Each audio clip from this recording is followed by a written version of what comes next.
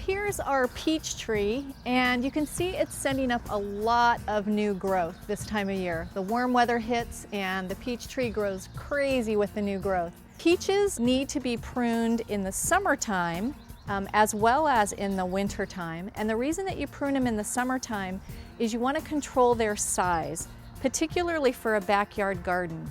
And you can see the way that I control the size is completely dependent upon my height.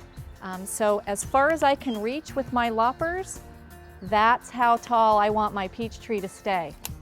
Peaches really put out too much growth for the fruit to ripen. And so by removing a little bit of that green growth, you allow the sun to get into all of these peaches and allow them to get nice and ripe.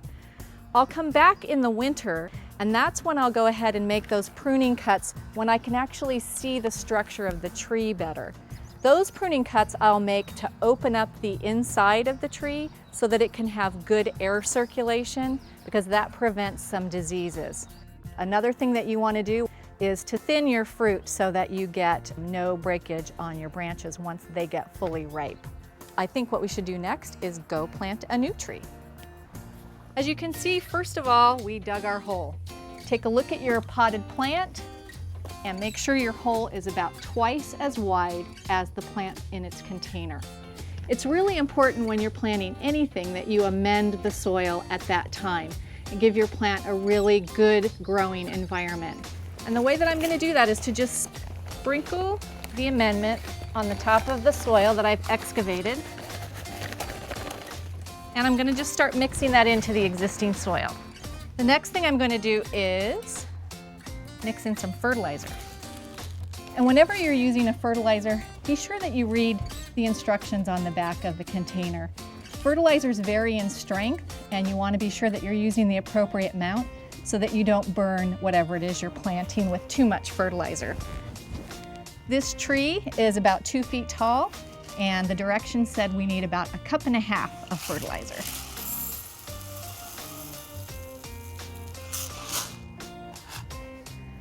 Again, sprinkling that all throughout the soil we've excavated. And again, mixing that thoroughly. And today we're planting a lime tree, which is a great choice for the West because it likes heat and it's actually fairly drought tolerant. Get this little guy out of here. We're going to put it on its side and gently roll it to loosen that soil. And then we're going to gently, here it comes. There we go. And this one's in really great shape. So I'm just going to tickle those roots a little bit so that they're ready to go ahead and stretch out into that soil. So we want to be sure that that root ball is level with the existing ground, or even maybe 1/2 inch above the ground, because it's going to settle a little bit after we water it in.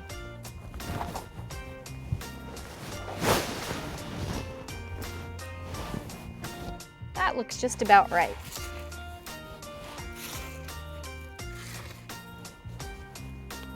So the rest is easy. Just go ahead and backfill that hole. We're going to tamp it down just a little. We'll just get our little irrigation well going here. The last step when you've planted a tree is to give it a really good watering. There you have it, brand new tree. We'll be going ahead and planting things throughout the season, so please join me again on Gardenieres.com.